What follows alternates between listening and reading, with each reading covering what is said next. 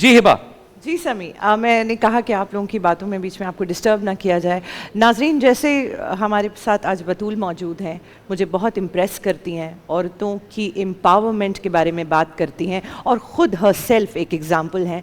Food पापा ने भी ये अपॉर्चुनिटी लोगों को प्रोवाइड की है कि वो घर बैठी औरतों को एम्पावर करें ताकि वो काम कर सकें, अपने लिए पैसा कमा सकें और एक खुद एतमादी भी उनके अंदर पैदा हो और उनके घर वालों की हेल्प भी हो। मैं चाहती हूँ कि हमारी होम शेफ़ से आपकी मुलाकात कराऊँ, उसके बाद मैं आपको फूड पापा के दिए गए डिस्काउंट्स के बारे में बताऊँगी।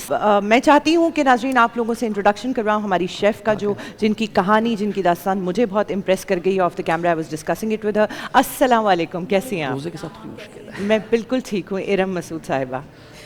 हिबा, आप इससे पहले शुरू करें और मुझसे पूछें। मैं आपको बताऊं, मैं आपकी बहुत बड़ी फ़ैन हूँ। Thank you so much Iram. और मुझे नहीं लगता ऐसा कि मैंने कोई आपका ड्रामा मिस किया हो। Thank you. आज के बाद मैं आपकी बहुत बड़ी फ़ैन हूँ, बजाय इसके कि आप मेरी फ़ैन हो। जी, मैं चाहती हूँ कि आप अपने जर्नी के बारे में थोड़ा सा हमें बताएं कि फूड पापा की अपॉर्चुनिटी आप तक कैसे पहुँची, कैसे आपको ये आइडिया आया कि मैं अपने घर से ही जो है वो कारोबार शुरू करूँ। फूड पापा एक बहुत अच्छी अपॉर्चुनिटी दे रहा है। होम शेफ्स घर बैठे, नहीं कहा बाहर कहीं नहीं जाना, कुछ एफ़र्ट नहीं करनी, सिर्फ इतनी ही एफ़र्ट करनी है कि अगर आप खाना अच्छा बनाते हैं तो वो बना के जल्दी से पैक करके देना है। और वो हमें इतने बेनिफिट दे रहे हैं, इतने डिस्काउंट दे रहे हैं। और सबसे अच्छी बात ये है कि जब वो डिस्काउंट दे रहे हैं तो वो होम शेफ्स में से नहीं उस चीज़ को डिटेक्ट कर रहे हैं। बिल्कुल ऐसे ही। मतलब मेरी मेहनत मेरे पास आ रही है। सबसे जो इनके प्लस पॉइंट है ना, मुझे ये लगता है कि ये एक बहुत बेहतरीन प्लेटफॉर्म है। इरम, हमारे पास जितने भी होम शेफ्स आए हैं उन्होंने क्लियरली इस बात को स्टेट किया है कि मार्केटिंग के लिए, प्रमोशंस के लिए या किसी भी किस्म की सर्विसेज जो फूड डिलीवरी के लिए रिक्वायर्ड होती हैं वो फूड पापा खुद देखते हैं। इनका जो 100% इनकी कमाई है वो इनके पास जाती है, which is very generous of them. अच्छा, अपना बताइए, आप साथ साथ जो बना रही है पहले उसके बारे में बात करते हैं, फिर आपसे आपकी कहानी पूछेंगे। क्या हम आज बना रहे हैं? मैं आज बना रही हूँ बिहारी पराठा रोल और ये मेरी मोस्ट फेमस डिश है और बहुत ज़्यादा हॉट सेलिंग जिसे आप कहते हैं ना, ये वो है। तो मैंने इसको चूज़ किया है और बहुत सारे मेरे व्यूअर्स चाह रहे थे कि मैं बताऊँ रेसिपी, जो मुझे जानते हैं एज अ होम शेफ़, तो उनकी फरमाइश भी है। तो उसके लिए बिल्कुल आप स्टार्ट कार्ड तो बिल्कुल साथ चलेगा, वो भी आप देख लीजिए। यहाँ मैं आपको बता रही हूँ, मेरे पास चिकन है बोनलेस, ठीक है, और 500 ग्राम है, ये आधा किलो चिकन है मेरे पास, चिकन है, ठीक है। और ब्राउन प्याज है, प्याज को मैंने सुर्ख कर लिया था, ठीक है। 2 टेबलस्पून मैं ये लूँगी। ये टिक्का मसाला है, किसी भी ब्रांड का आप ले सकते हैं, ठीक है। ये मेरे पास दही है, ठीक है। और ये लाल मिर्च का पाउडर है, ठीक है। ये ज़ीरा पाउडर है, ठीक है। गरम मसाला पाउडर और नमक अपने जायके के मुताबिक आप डालेंगे, ठीक है, ठीक है। सही। सबसे पहले हमें इन चीज़ों को मैरिनेट करना है। अच्छा, एक बात मैं और बता दूं, ये गोश्त को, चिकन को मैं घर से मीट टेंडराइजर में लगा के लेकर आई हूँ। मीट मैं आपसे पूछना चाहती थी, इसको मैरिनेट आपने जो है वो already meat tenderizer, only that, और बस और कुछ भी नहीं। इसके अंदर लहसुन का पानी ज़रा सा और मीट टेंडराइजर मैंने लगाया था। आप इसे गोश्त में भी बना सकते हैं, उसके लिए आपको ओवरनाइट पूरी रात इसको मैरिनेट करना होगा, ठीक है। ठीक है, मीट टेंडराइजर इसमें लगा हुआ है। अब वो बिल्कुल गल जाएगा, गोश्त अच्छी तरह गला हुआ होगा। कितनी देर के लिए, घंटे डेढ़ के लिए चिकन को रखा जा सकता है? आधे घंटे आप कम से कम, चिकन है तो आधे घंटे रख दें उसको। और मीट टेंडराइजर लगा के, मटन या बीफ है तो फिर ओवरनाइट रखें, फिर आप इसको रखेंगे। अच्छा, अब हम इसको मैरिनेशन शुरू करते हैं। सबसे पहले ये प्याज है, ये क्रश करूंगी मैं, और 2 चम्मच में इस प्याज के इसके अंदर, वेरी टेम्पटिंग, ठीक है, करूंगी, ऐड हो जाएगी। डायरेक्टली हमने सबसे पहले प्याज ऐड किए। नाजरीन, रेसिपी साथ साथ जो है वो इरम बाजी बताती भी रहेंगी और मैं चाहती हूँ कि आपकी स्क्रीन पे जो रेसिपी आती है वहाँ से आप नोट भी कर लीजिए। बताइए। ये टिक्का पाउडर है, टिक्का मसाला है, ये हम डालेंगे 1 चम्मच। आपकी जो रेसिपी जो आप बना रही हैं वो स्क्रीन पर इस वक्त मौजूद है। ये गरम मसाला पाउडर है और ये लाल मिर्च है, ये भी आप जायके के हिसाब से डाल सकते हैं। मैं तकरीबन 1 चम्मच इसमें डाल रही हूँ, ठीक है। और नमक भी आप जायके के हिसाब से डाल सकते हैं, ठीक है। कोई ज़्यादा खाता है, कोई कम खाता है, थोड़ा मीट टेंडराइजर में भी होता है तो ज़्यादा ना हो जाए नमक इस चीज़ का। और ये ज़ीरा पाउडर थोड़ा सा, ठीक है। अब ड्राई इंग्रेडिएंट के बाद इसके अंदर ये मैं दही डाल रही हूँ। सारे ड्राई मसाले हमने डाल दिए, हम इसके अंदर दही डाल रही हूँ। इसको बीट कर लें, और बीट करके तकरीबन 3 टेबलस्पून ये भर के मैंने इसके अंदर दही डाल दिया। शादी कब हुई थी इरम बाजी, किस एज में? शादी मेरी यंग एज में हो गई थी काफ़ी, और अब माशाल्लाह ये है कि बच्चे भी बड़े हैं और मैं भी आपके सामने हूँ। सबसे बड़ी मुझे सपोर्ट रही है मेरे हस्बैंड की। उन्होंने ही पढ़ाया। मैं वेल नोन स्कूल में एक टीचर भी हूँ, एज ए टीचर मैं जॉब करती हूँ, और साथ में ये साइट मेरा काम है। ठीक है, बेहतरीन। मैं चाहूँगी कि समी और जी तरफ ही चलते हैं। आइए आइए, देखते हैं इफ्तारी की क्योंकि तैयारियां कैसी रमज़ान जा है। रही हैं। अच्छा, आइए आइए, तशरीफ लाइए। अब इस मैरिनेशन के बाद है इसको मज़ीद आधा घंटा हमें रखना होगा। जी बतुल, मैं चाहूँगी कि आप आइए हमारे साथ सर। यहाँ आ जाइए ताकि अब रमज़ान में इफ्तारी की तैयारियाँ शुरू हो जाती हैं इस वक्त। आदिल भाई अस्सलाम वालेकुम, कैसे हैं आप? खैरियत से? जी अल्हम्दुलिल्लाह अल्हम्दुलिल्लाह। कैसा लग रहा है आपका हमारी ट्रांसमिशन में आके? बहुत अच्छा आपका सेट है और बहुत अच्छा एनवायरनमेंट है और Thank you. फिर रोजे में जो है वो खाना सामने आ गया तो और भी अच्छा लगेगा। जी नहीं, आदिल भाई। ये जो अभी अच्छा लग रहा है, थोड़ी आहिस्ता आहिस्ता मुश्किल लगना शुरू हो जाएगा। जैसे इफ्तार का वक्त करीब आता है ना, रोज़ा लगना शुरू हो जाता है ज़्यादा। ज़्यादा वैसे मुझे ऑनेस्टली स्पीकिंग मैं आपको बताऊं, ये ऑन अ लाइटर नोट मैंने कहा है, आई डोंट नो कहाँ से ये स्पिरिट आती है, कहाँ से स्ट्रेंथ आती है। मैं वैसे बहुत फूडी हूँ, लेकिन रोज़े में मुझे ऑनेस्टली स्पीकिंग 1% भी ना भूख लगती ना प्यास लगती। वाह, माशाल्लाह। That's a blessing, that's a blessing. Able to figure it out कि ये कैसे होता है, लेकिन कोई फोर्स है जो ये स्ट्रेंथ देती है। मैं फील्ड में जब था, आउटडोर भी जब हम होते थे, तो मैं रोजे में घंटों काम करता था, और लेकिन आपको मुझे feel नहीं ना होता भूख था। लगती थी। Very nice, very समटाइम्स ऐसा होता है, प्यास का element is very much there, लेकिन भूख बिल्कुल भी नहीं लगती मुझे।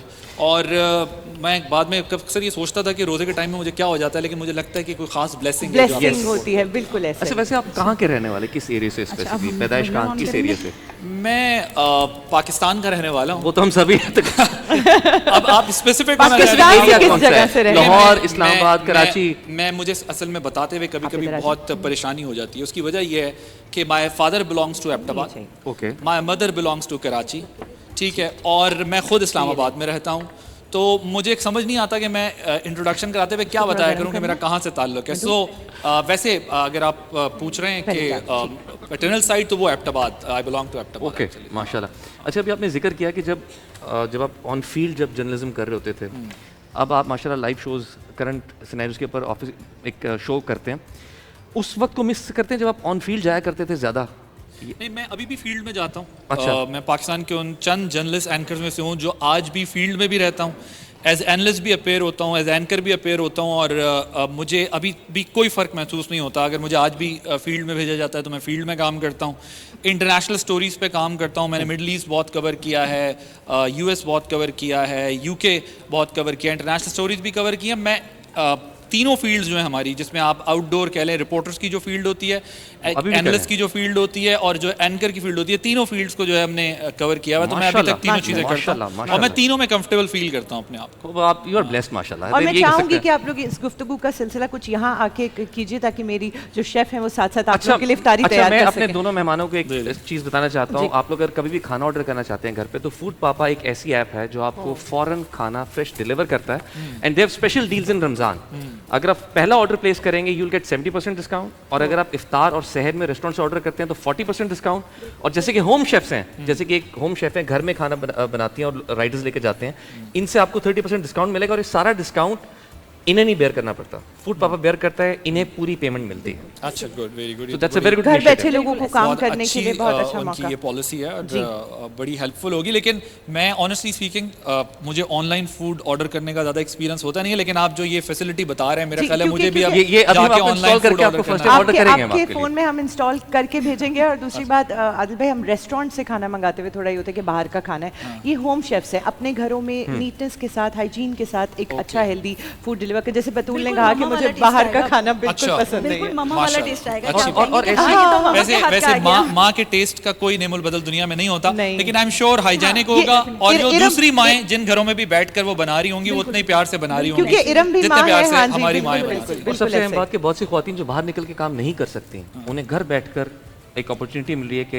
अच्छी एक फैमिली को सपोर्ट कर सके अच्छी इनकम के साथ, और अच्छा बिजनेस रन कर सके। जी, ये बहुत अच्छा कॉल लग रहा है मुझे, और जिस तरह से टेक्नोलॉजी ने ज़िंदगी को आसान बनाया है, एंड आई एम श्योर ये जो अब फूड इंडस्ट्री है, इसके अंदर भी ये रेवोल्यूशन है एक तरह का, कि आप उन लोगों तक एक्सेस ले लें, या उन लोगों को एक्सेस मिल जाए मार्केट तक जिनको यूजुअली नहीं मिल पाता, या रेस्टोरेंट्स खोलने पड़ते हैं, या बड़ा एक्सपेंस करना पड़ता बतूल, हम जो बात कर रहे थे कि घर से बाहर निकल के काम करना, औरतों के लिए, बच्चों को छोड़ के, फैमिली को छोड़ के, कोई छोटा टास्क नहीं है ये। बहुत कुछ फेस भी करना पड़ता है, बहुत कुछ देखना भी पड़ता है। तो फूड पापा ने अपॉर्चुनिटी दी है उन औरतों को जिनको शायद इजाज़त ही नहीं है घर से बाहर निकलने की, या ये अपॉर्चुनिटी उनके पास ज़िंदगी में कभी आई नहीं, वो कॉन्फिडेंस ही नहीं आया कि घर से निकलें और 8 घंटे बाहर काम करें।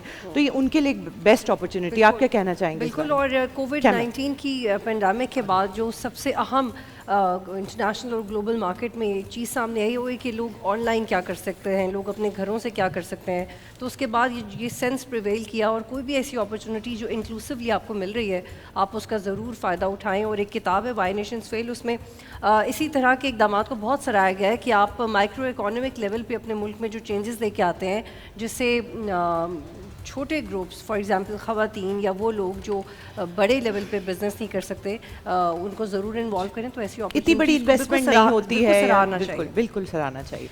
जी आदिल भाई, पूछें आप। मैं अच्छा हमारा काम सवाल पूछना है।